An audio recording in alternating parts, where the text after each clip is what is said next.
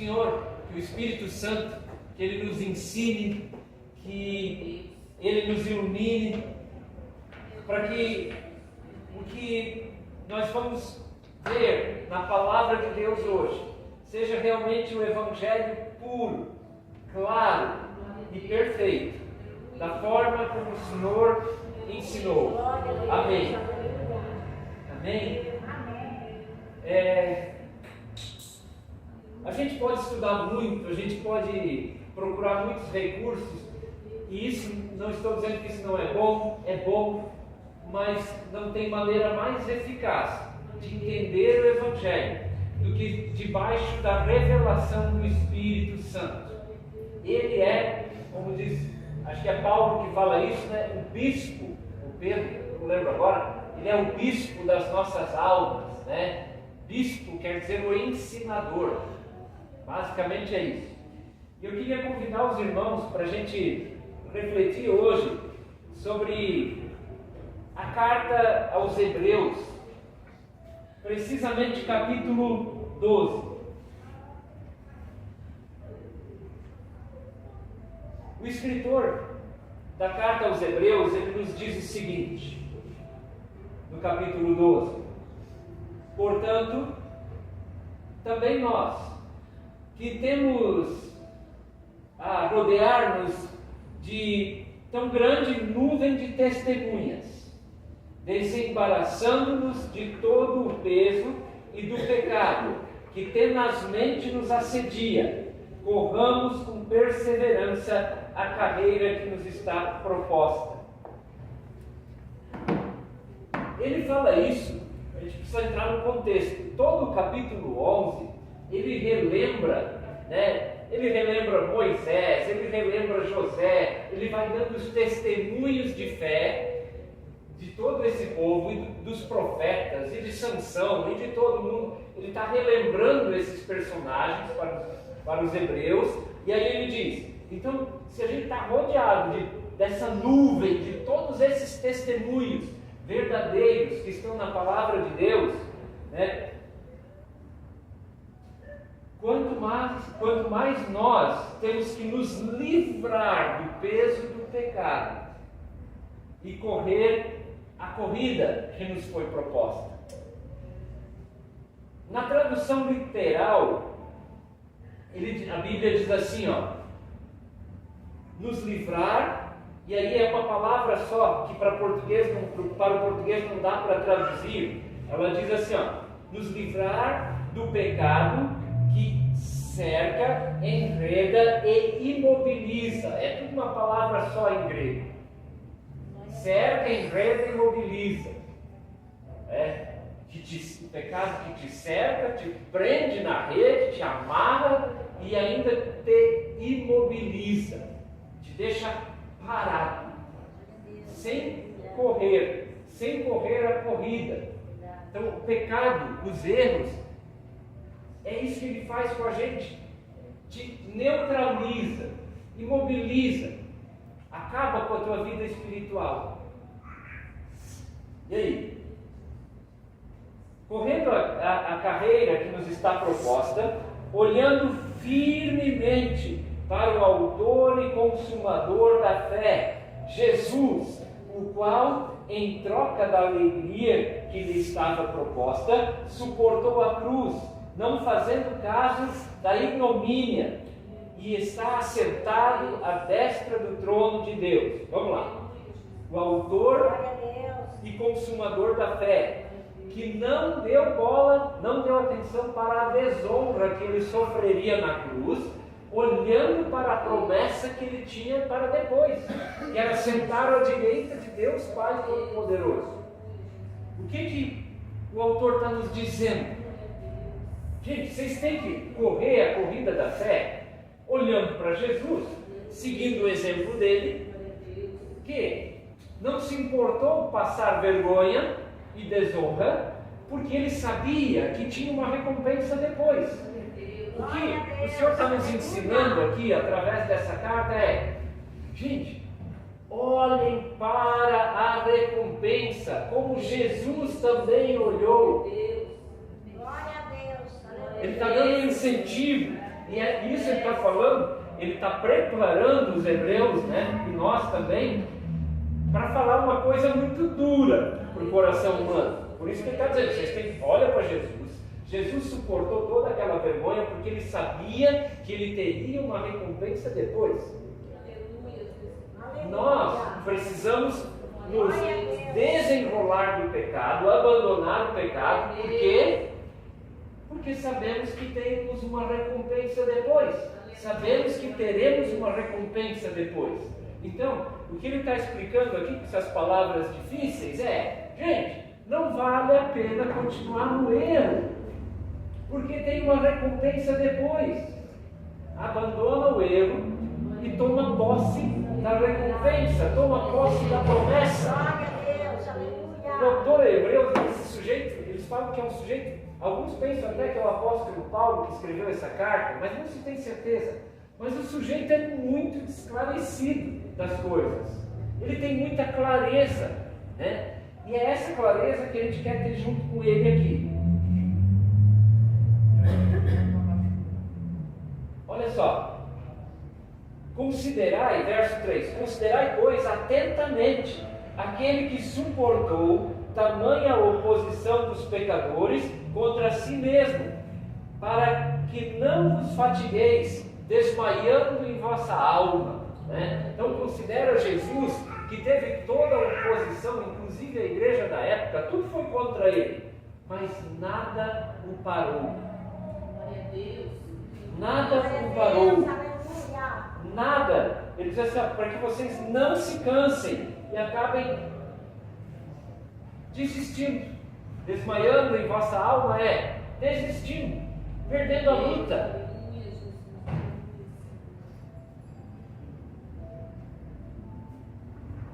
Sobre perder a luta, tem um texto extraordinário, todo mundo conhece, né? Quando o Senhor leva Ezequiel para ver o vale dos ossos secos. Vocês lembram desse texto? Lembram dessa história? Que Ezequiel nos conta? Aquela cena, antes da gente ver o extraordinário de Deus ali, aquela cena, todos aqueles ossos, todos aqueles mortos, o que são eles? É um povo inteiro que desistiu, sucumbiu no pecado.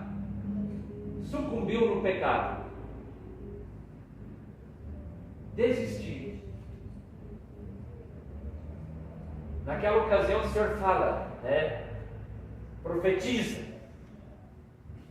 tem solução, ainda que isso tenha acontecido na minha vida, tem solução.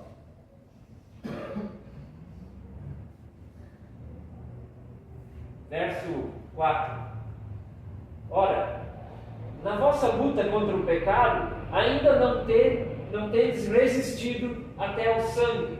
Está dizendo assim, gente, vocês nem tiveram que morrer ainda na luta contra o pecado. Ele está dizendo, vocês têm que chegar, nós temos que chegar a ponto de que entre pecar e morrer, eu morro.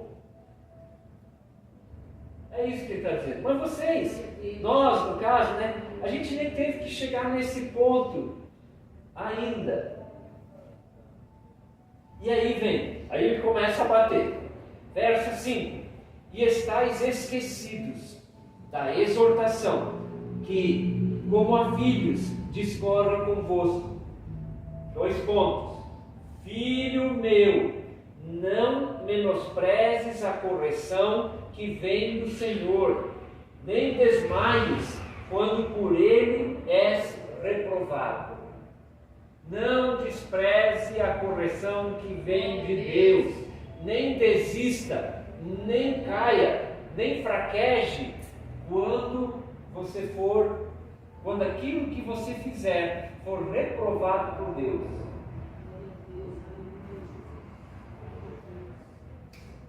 Caim caiu quando foi reprovado por Deus. Que o Senhor pega e corrige ele com carinho e diz: se procederdes da forma correta, não é certo que serás aceito? mas ele não aceita a correção e mata o irmão dele. Não aceitou a correção.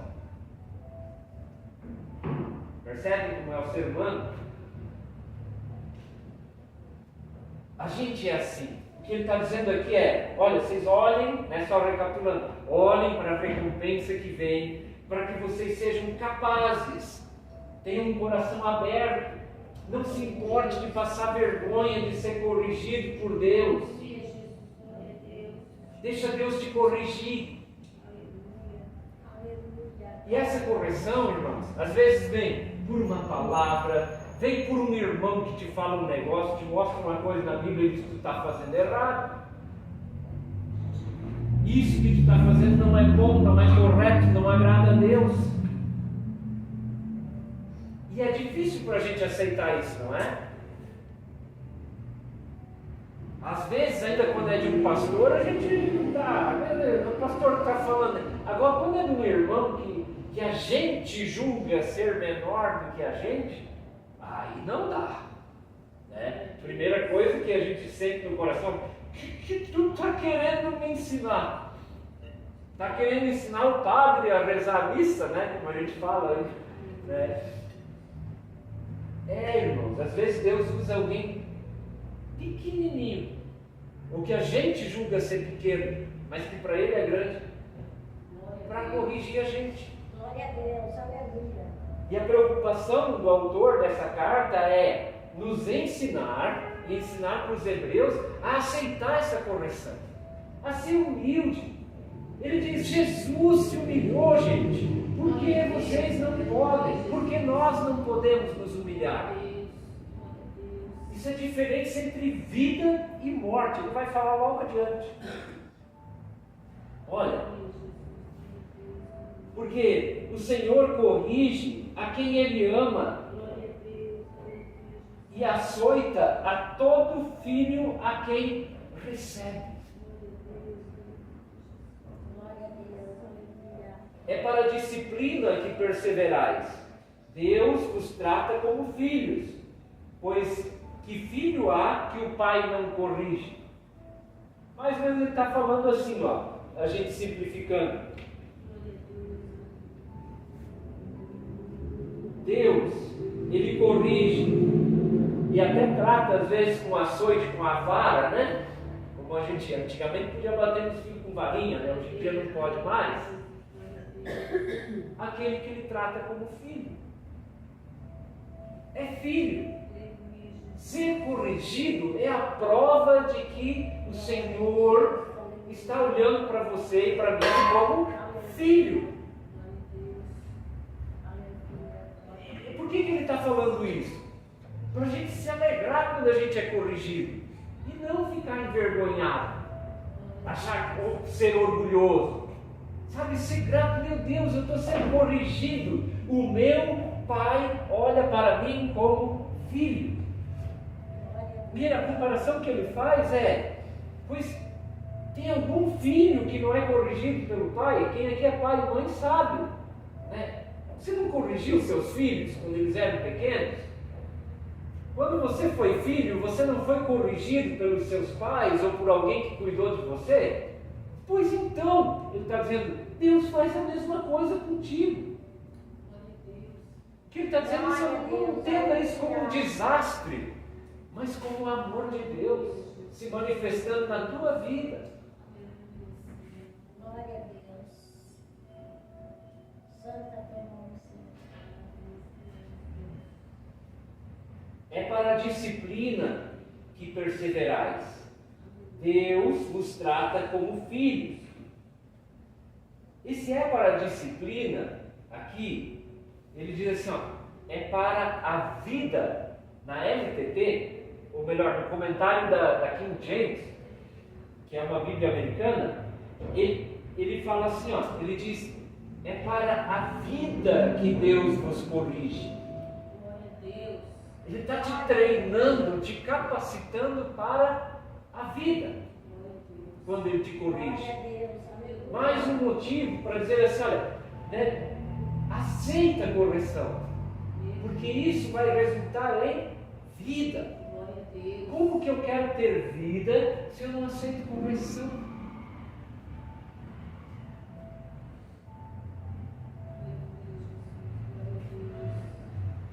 Verso 8. Mas, se estáis sem correção, de que todos se estáis sem a correção de que todos têm se tornado participantes, logo sois bastardos e não filhos. Glória a Deus. Isso aqui é pesado. A palavra bastardo, ela vem do francês e ela quer dizer filho do adultério.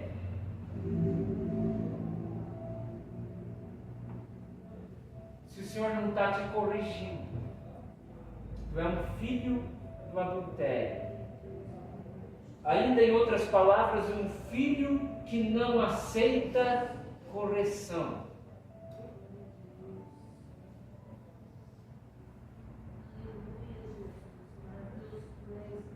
Um filho sem pai.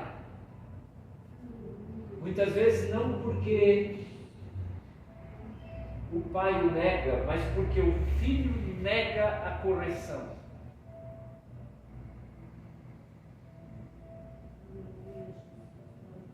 Bastardo é um filho que não aceita correção. O filho que não é corrigido pelo pai. Ele é um filho fora do casamento. É a comparação que ele faz.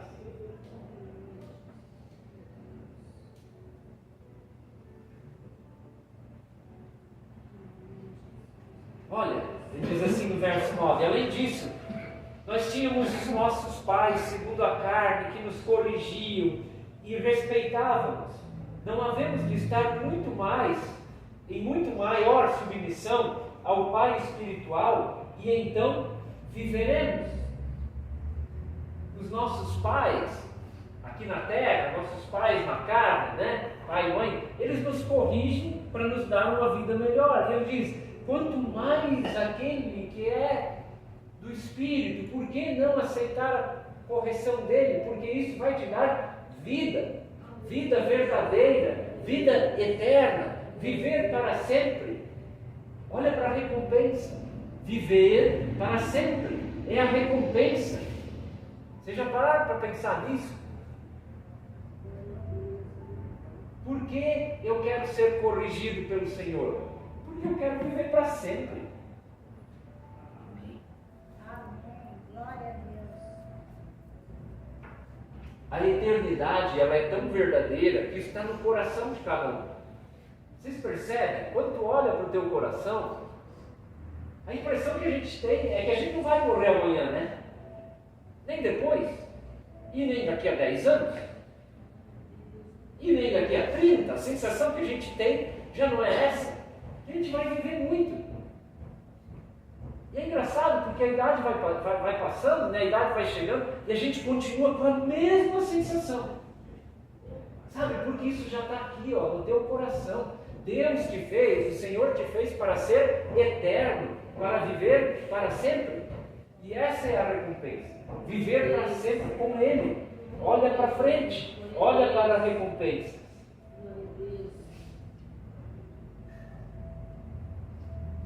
Pois eles nos corrigiram, né, os nossos pais, por pouco tempo, segundo melhor lhes parecia, ou de acordo com a capacidade deles. Deus, porém, nos disciplina para aproveitamento, a fim de sermos participantes da sua santidade. Nos disciplina para quê? Para nada? Não. Para que haja aproveitamento, para tu ter proveito, para tu ter recompensa, para tu ter vida. Deus não te disciplina porque agora pequei e agora Deus está furioso comigo, Ele vem me espancar agora, vem me dar uma surra porque eu mereço apanhar. Isso era meu pai que fazia, né? Deus não, Ele te disciplina para o aproveitamento. O Senhor, Ele olha para frente, Ele quer te levar para a eternidade. Nessa vida, Ele quer que você seja bem sucedido, Ele quer que você tenha uma vida feliz, Ele não quer que você viva em angústia, Ele não quer que você viva ansioso. Sabe, a correção de Deus vem para te tirar da ansiedade, para te tirar da angústia. Porque o pecado é que te leva para essas coisas. Ele, lembra lá no começo? Cerca, enreda, imobiliza. Uma palavra só em grego. O pecado. E por trás disso, né, está o diabo. É ali que ele quer te prender. Numa vida inútil. Sabe? E quando o Senhor nos corrige, é o diabo que está ali cutucando a gente, dizendo: eu não aceitava isso. Olha a vergonha. Né? E aí a gente vai, pensa que eu não sei.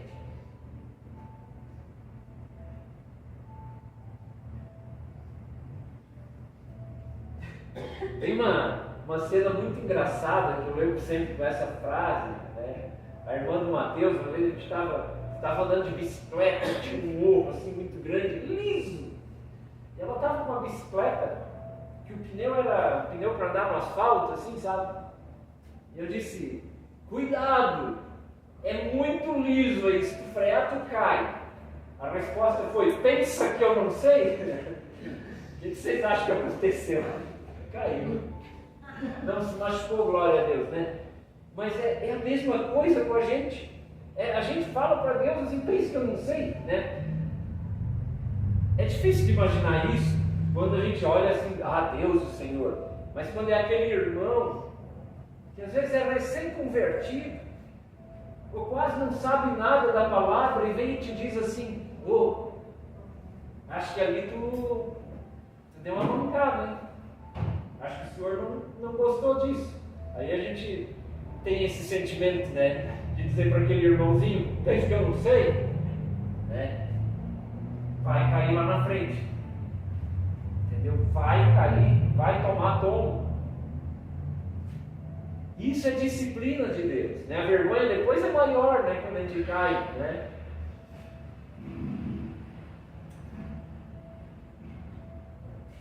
Olha só, Ele quer que a gente participe da santidade dEle. É por isso que Ele nos corrige. Ele quer que a gente seja... O que é santidade? O que é santidade? Vir na igreja todo domingo? Orar 3 horas por dia? Santidade, olha bem, é se separar do erro, do pecado. Eu quero sair dessa rede, desse cercado, dessa prisão, dessa imobilidade que o pecado traz para a minha vida, e eu quero viver. Então, santidade é isso, eu quero me livrar do erro. Que erro é esse? Vários. Não perdoar, ser orgulhoso. Se alguém fala uma coisa para mim, já explodo, né? Já digo aquilo que o sujeito tem que ouvir. Ah, falei umas boas para ele, né? Não é assim? A gente é assim. O coração do ser humano, ele é desse jeito. E o escritor de Hebreus, ele está preocupado com isso, em corrigir esse erro do nosso coração. E olha só o que ele fala no verso 11: toda disciplina, com efeito, no momento, não parece ser motivo de alegria, mas de tristeza. Não é isso? Quando a gente é corrigido, né? Na hora, e é assim com os pais da gente também, quando um pai ou mãe corrige, né, o filho, todo mundo deve ter essa lembrança. Na hora, não é motivo de alegria. Sabe? Ele está dizendo assim, eu sei que não é motivo de alegria. Eu sei que isso é triste. É triste para mim também.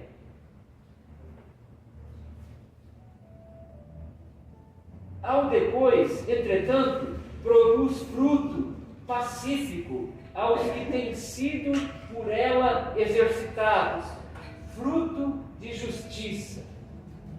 Depois isso produz paz, produz justiça, retidão.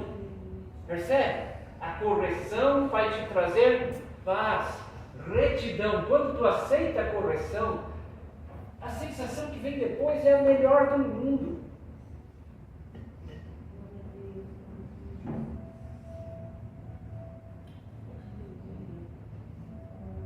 Como é bom ser obediente. A sensação de obedecer é 10 vezes melhor do que a de desobedecer. Glória a Deus, aleluia. Sabe, irmãos, é transformação de mente. É aquilo que eu falei no começo do culto, sabe? Quando eu era jovem, 17 anos, eu já tinha uma moto, andava por aí sem carteira de motorista. E a polícia era minha inimiga.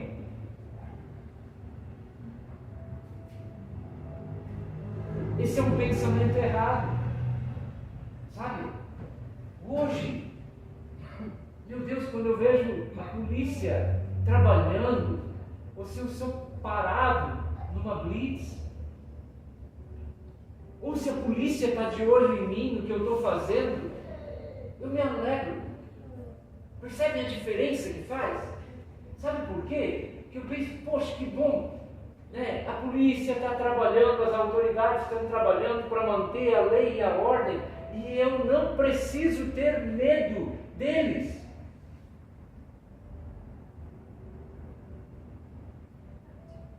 Sabe?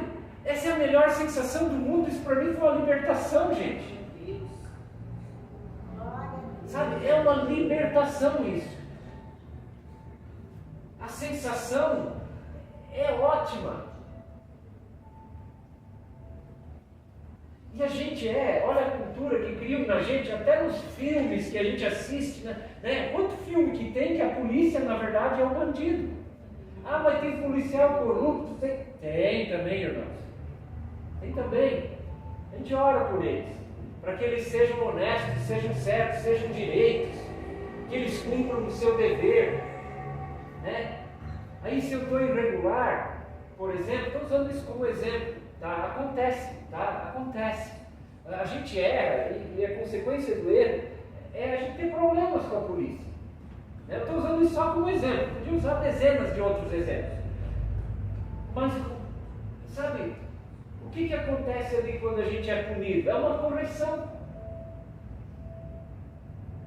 E normalmente a gente quando isso acontece, né, a gente se dirige, e eu conheço um monte de gente que pensa assim, que pensa da polícia como uns palavrão, né, que a gente quer contra nós. Não é.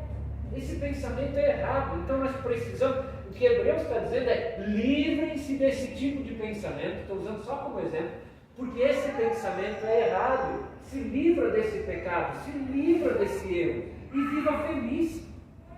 Tenha vida, né? Sabe, percebem? É muito prático isso aqui. Eu usei isso como exemplo porque é cotidiano nosso, é coisa que todo mundo aqui provavelmente já viveu.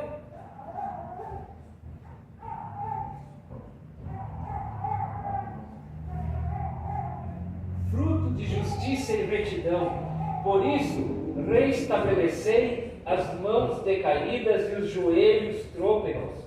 Fazei caminhos retos para os pés, para que não se extravie o que é manco, antes seja curado. O que ele está dizendo aqui agora? Agora ele está nos dando um incentivo. Ele está dizendo isso. Por isso, se isso te aconteceu, se tu tropeçou, se tu está cansado, se tu está desanimado, se tu sofreu um acidente, entre aspas, desse tipo, se levanta. Fortalece teu joelho, ergue a tua mão, vamos começar de novo. Vamos começar a trilhar um caminho reto, fazer caminhos retos para os pés. Porque se agora tu está mancando, né? Está andando assim por causa do tombo de bicicleta que levou, ou, né? Se a coisa não está certa, mas daqui para frente faça o certo. Glória a Deus. Glória a Deus, aleluia. Por quê? Porque o Senhor ama isso. E o Senhor vai te abençoar por isso. Não quer dizer que às vezes tu está numa situação irregular porque tu caiu, porque tu errou. Quando eu e a Luciana casamos, né, nos ajuntamos lá na juventude, né, Luciana? Eu lembro que a gente foi falar com o pastor, na época o pastor luterano, que porque a gente morava junto, ela não podia casar, o divórcio do casamento anterior ainda estava em andamento. E a gente disse, pois é, a gente não pode ainda casar. E aí ele disse, mas vocês querem permanecer assim? Desse jeito? A gente falou, não. Ele disse, então tudo bem. Então tudo bem. Daqui para frente, o que vocês estão plantando já é o certo. Ele não usou essas palavras, né? Mas foi isso que ele deu a entender. Ele disse, então vamos começar a fazer do jeito certo. Quando for possível, vocês vão casar. Quando for possível, entende? Começa a ir pelo caminho certo. Não fica chorando também pela consequência. O que ele está dizendo aqui é, então vamos começar a plantar uma semente nova. Vamos começar um caminho reto a partir de hoje, a partir de agora, sem erro. Abandone o erro. Seguir a paz com todos e a santificação sem a qual ninguém verá o Senhor. Isso aqui é muito importante. Sem abandonar o erro, a santificação sem a qual ninguém verá o Senhor. Sem abandonar o erro, sem abandonar o pecado. Santificação é abandonar o pecado, abandonar o erro. Sem abandonar o erro, eu não verei o Senhor.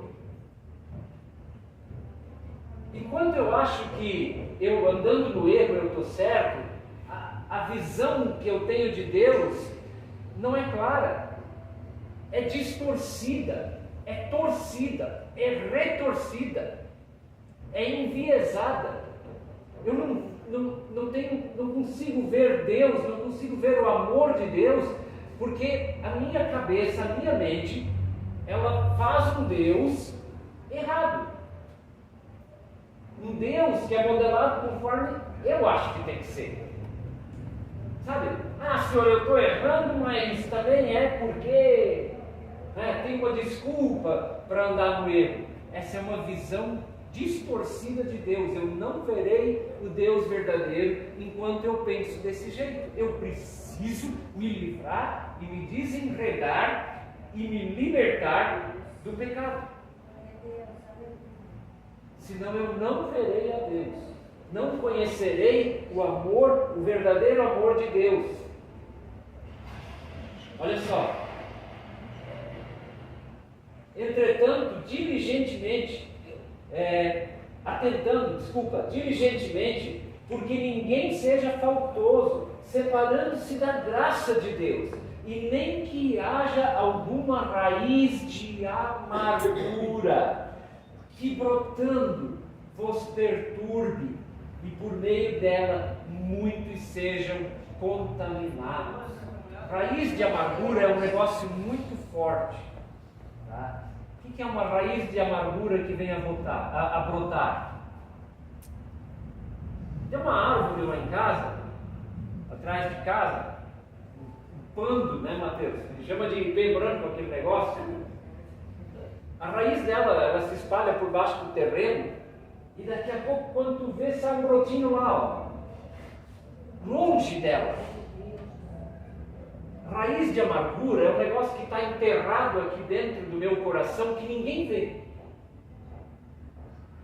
Sabe, uma correção que eu recebi, e que me envergonhou e eu fiz de conta que eu aceitei na hora, mas aquilo desceu de atravessado e eu concordei para que a pessoa pare de me encher o saco, para diminuir a minha vergonha. Eu concordei e disse, estou errado, tudo bem, entendi. Mas não mudei o meu pensamento a respeito disso. Eu ainda continuo achando que eu estou certo.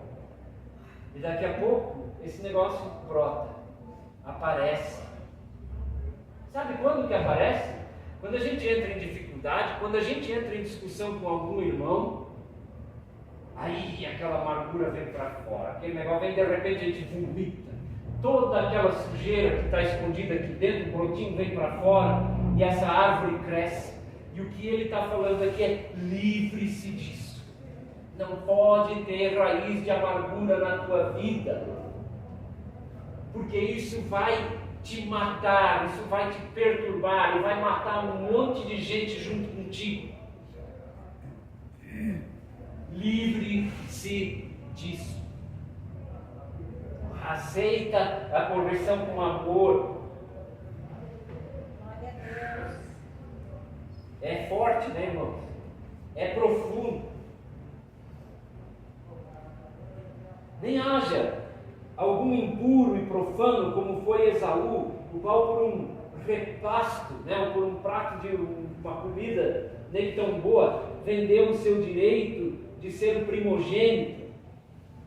Pois sabeis também que, posteriormente, querendo herdar a bênção, foi rejeitado, pois não achou lugar de arrependimento, embora eu tenha buscado com lágrimas. Sabem o que quer dizer isso? Esaú, que não deu importância para as promessas de Deus, para aquilo que ele tinha direito como primogênito. Entenda uma coisa: hoje cada um aqui é primogênito, cada um aqui é primícia, cada um é especial para Deus, e você tem direito a uma promessa, a uma herança. E por causa desse raio de pecado, por causa daquilo que a gente não consegue se livrar e se libertar, por a gente persistir nisso, por a gente não aceitar correção, por causa de um prato, de uma comida fajuta, a gente abre mão dessa primogenitura, dessa promessa de Deus para a tua vida. Tu abre mão da vida eterna, tu abre mão de usufruir de bênçãos que são prometidas, que são promessa de Deus sobre a tua vida. É isso que ele está dizendo. Não faça, falando bem no português, não faça essa besteira. Porque depois, ele diz, depois Esaú procurou, ele tentou se arrepender daquilo. Ele diz, olha, não achou lugar de arrependimento. Ele não conseguiu mais mudar a mente dele. O cara morreu pensando que estava certo. Entende? Não cabe na cabeça dele que ele tinha que mudar. Lugar de arrependimento, arrependimento é mudança de mente. Está dizendo aqui, olha, Saul não conseguiu mudar o jeito dele pensar. Querem ver outro que não conseguiu mudar o jeito de pensar? Judas. Judas foi para o inferno, porque não conseguiu aceitar correção. Pedro aceitou correção. Sabe, Judas, ele não conseguiu mudar o modo de pensar. Ele ainda achava que de alguma maneira, sabe, orgulho.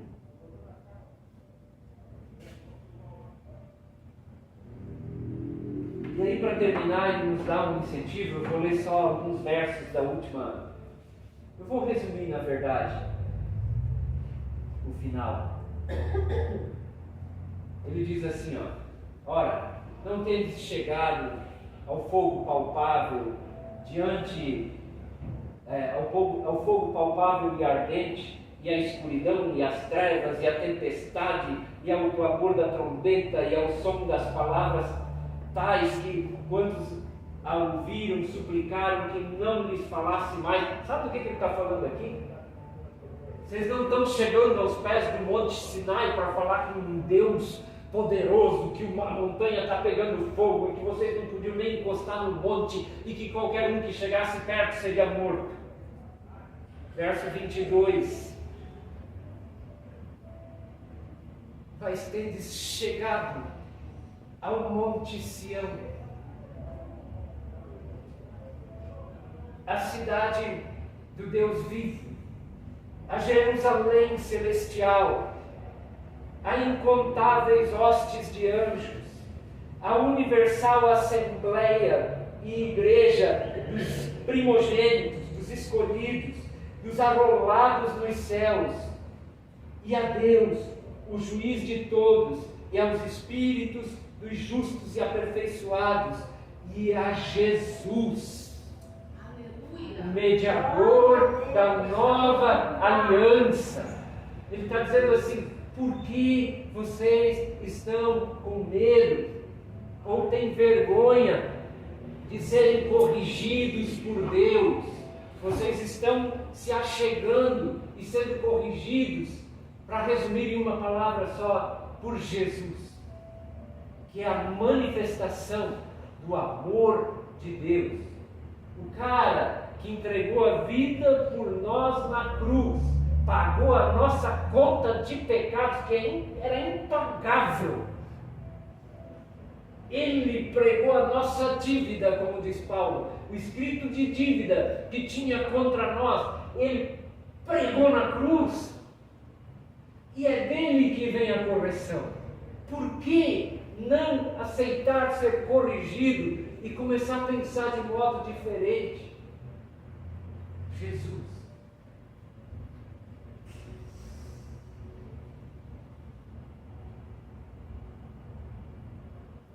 Verso 26. Aquele cuja voz abalou então a terra, agora, porém, ele promete dizendo: ainda uma vez, por todas, farei abalar não só a terra, mas também o céu. Ora, esta palavra, ainda uma vez por todas, significa a remoção dessas coisas abaladas, como tinham sido feitas, para que as coisas que não são abaladas permaneçam. Por isso, recebendo nós um reino inabalável, retenhamos a graça pela qual sirvamos a Deus de modo agradável, com reverência, em santo temor, porque o nosso Deus é fogo consumidor. Isso é, irmãos, uma promessa. Ele está dizendo: tudo que pode ser abalado, eu vou abalar, eu vou tirar do lugar. Tudo que está errado vai ser derrubado, para permanecer um reino inabalável. E esse reino inabalável é o reino de Cristo, é fazer o certo, é um reino de gente convertida. Amém? E nós fazemos parte e queremos fazer parte desse reino. Portanto, aceita correção. A chave para a gente fazer parte desse reino inabalável uma delas é: aceite correção. Amém? Em nome de Jesus, que o Senhor, que o Espírito Santo nos dê força, nos capacite, nos fortaleça de todas as maneiras, para que nós sejamos humildes, pequenos e aceitemos a correção do Senhor. Amém e amém.